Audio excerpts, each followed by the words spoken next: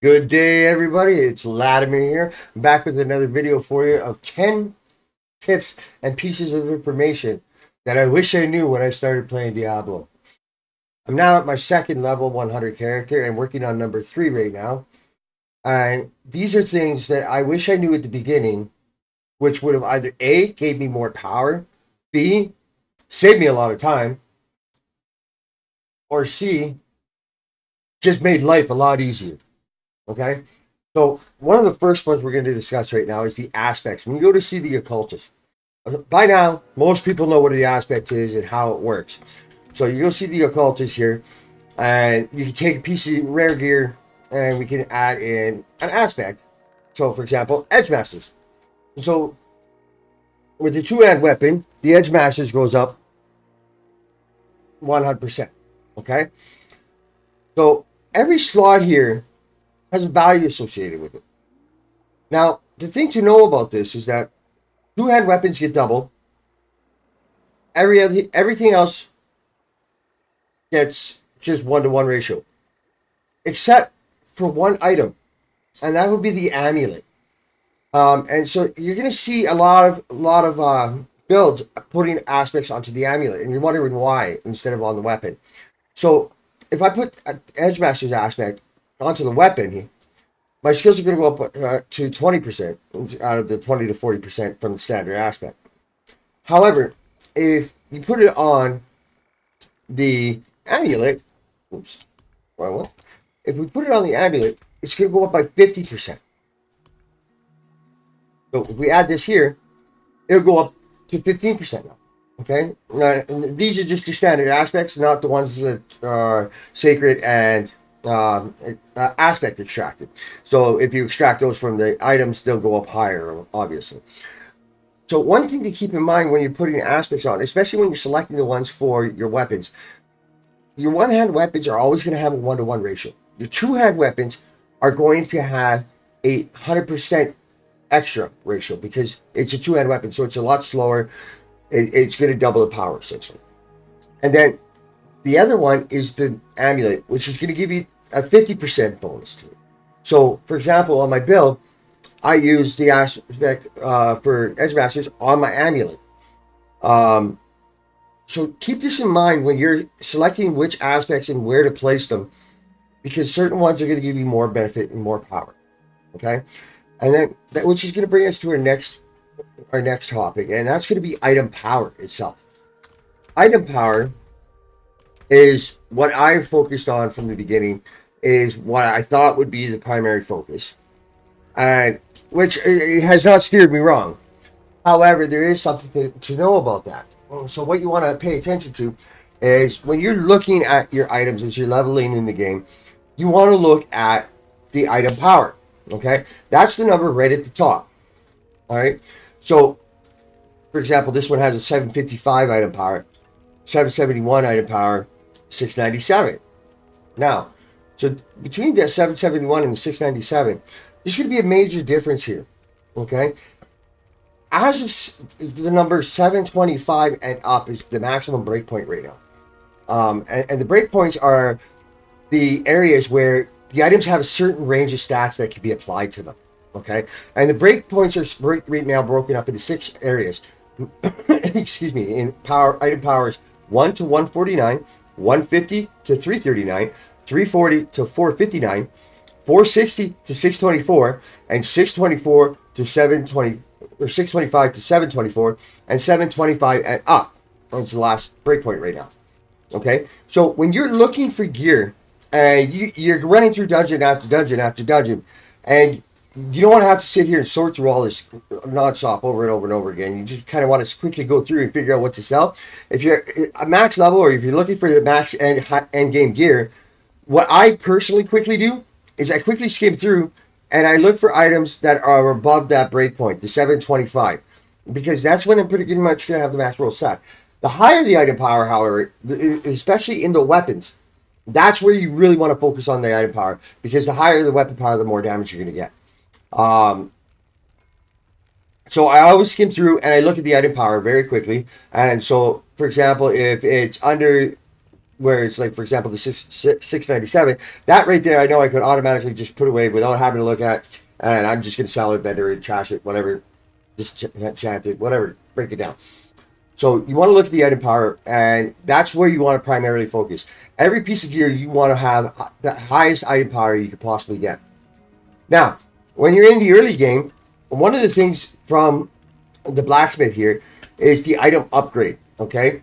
So this here is going to save you from having to constantly find upgrades, as well as kind of push that gear just a little bit further, okay? So, for example, especially if something's right on that edge of that breakpoint, you're going to get a bonus on it. Now, so, for example, it's very cheap in the beginning, okay? It does get more expensive as you go. But when you go to upgrade an item, at the very beginning, it's very, very cheap. So what I would do is right off the bat, I would do the first 3 upgrades, okay? Get any item you get. Automatically, you upgrade the first 3 things. And the reason being is right then and there, that's going to give you a huge boost to your item. So, like, for example, this one here is going to give my next tier 4 upgrade is going to give me an extra 41 damage, an extra 5.6% damage to healthy enemies. And as you can see by the stats, it's going to give you a lot of benefit. So I recommend giving the first 3 upgrades, especially if it's a half decent piece of gear that you're probably thinking you're going to hold on to for a while. And it's cost effective to do so. However, when you get to tier 4, it starts costing different materials. And when you get to tier 5, it starts costing Forgotten Souls. And the Forgotten Souls only come from the Helltide, which it can be a little bit of a pain in the butt to collect. Especially the Helltides only every couple of hours. So, select 4 and 5 upgrades really as items that are you're not getting rid of anytime soon. Okay?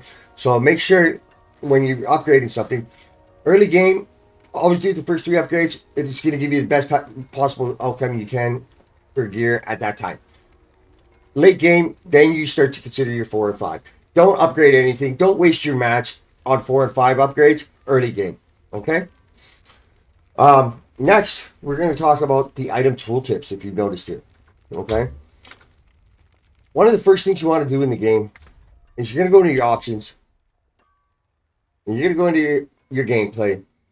And you're going to select item advanced tooltip information. Okay? And this is going to display the advanced information on each item. So, for example, I'm going to shut these off right now. I'm going to show you what I'm talking about.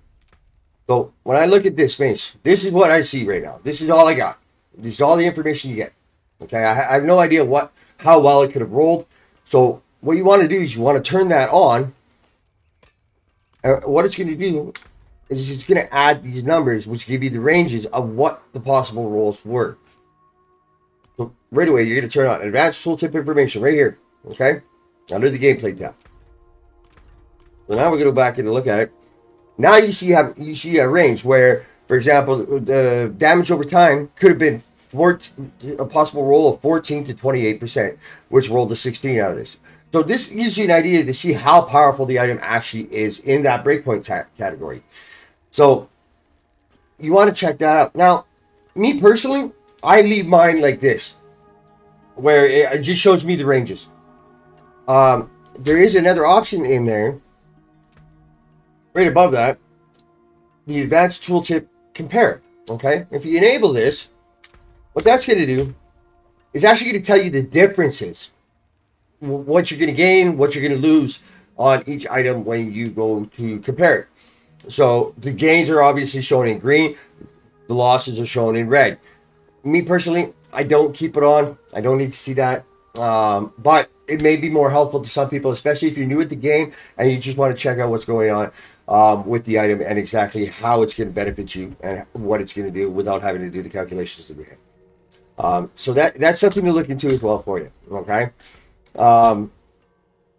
So again, it's under options, gameplay, advanced tooltip compare, and advanced tooltip information. Now we're going to leave town here for a second. We're going to talk about, this is specifically for PC users, okay? Your mount. Mounts have a couple of issues and quirks. right now. And have for a little while, okay? So what we're going to talk about is the mouse control of the mount, all right? What you may not have known is that your mouse affects the way your mount controls. So if you're having a lot of problem with your mount going really, really slow, you don't want to keep your mouse cursor right on the mount, because that's actually controlling your mouse speed. So watch. We're going to hit the sprint right here, and as we move it closer, it slows down. As we get further away, it speeds up. Now, there is a flaw in this, okay? When you're going up and down, it's harder to get the max speeds. So I always try to kind of angle the mount side to side and keep the cursors on the edge of the screen to get the most speed that you possibly can. It's a pain in the ass to drive it, but that's the only way you're going to get that speed. Okay? If you keep the mount cursor right beside it, or if you're moving around or something like that, it's just a pain in the ass. We're hopefully Blizzard's going to fix this relatively soon, but for the most time right now, you want to make sure that your mouse cursor is near the edge of the screen whenever you're controlling your mount, to get to your top speeds for it. Otherwise it's just a pain in the ass. Which brings us to our next tip about the cursor.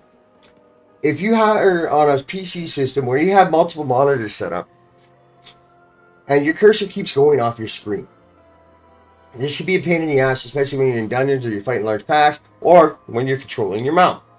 So what you want to do there is you can go into these options, and you can go into your gameplay, or sorry, into your graphics, and you're going to go, recorders down just the first set of options here, and you're going to look for this one. It's called Lock Cursor. And if you select that and save that, that will keep your cursor on the screen no matter what. So you'll have to hit your Windows key in order to go off the screen. So if you're working with guides and stuff like that, you can't just run it back and forth to pages fluently. But it will stop your mouse from going off the screen, which will stop you from doing stupid shit where you wind up not executing the attack that you want to attack, or hitting the guy that you want to hit, because of the fact that your mouse cursor isn't even on the screen. So it is actually really, really useful sometimes. Now, a couple things with materials. So in the late game, as I showed you about item upgrades earlier, item upgrades become more and more important. They're all genuine. And as you get up there, they require materials. So for example, we upgrade this, we need 5 iron chunks, 4 silver ore,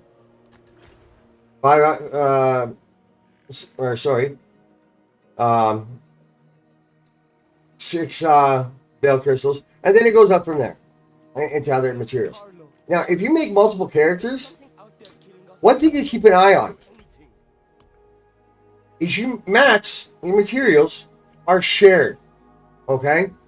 So, for example, all of the materials I have right now on this guy, when I switch,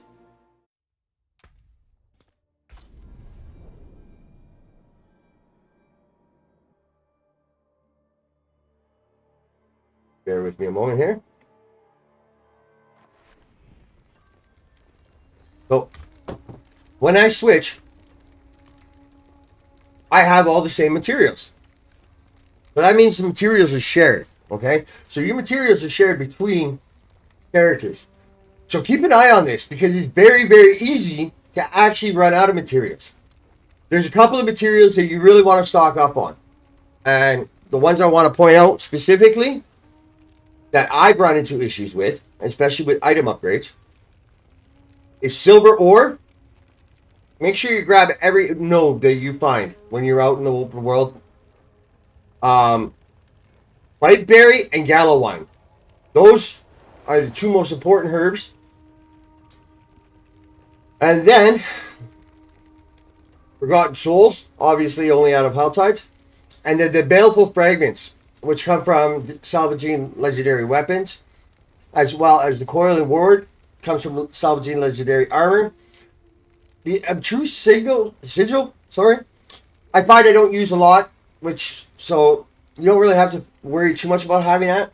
But the rest of those mats, I have personally run out of Baleful Fragments while leveling characters. And specifically, Silver Ore. Now, there is some good news. With, for example, Silver Ore, Gallowine, Biteberry, and most of the herbs, there is a way to get some if you need only a couple, especially if you're trying to upgrade your potions. So, for example, I've actually got enough for those.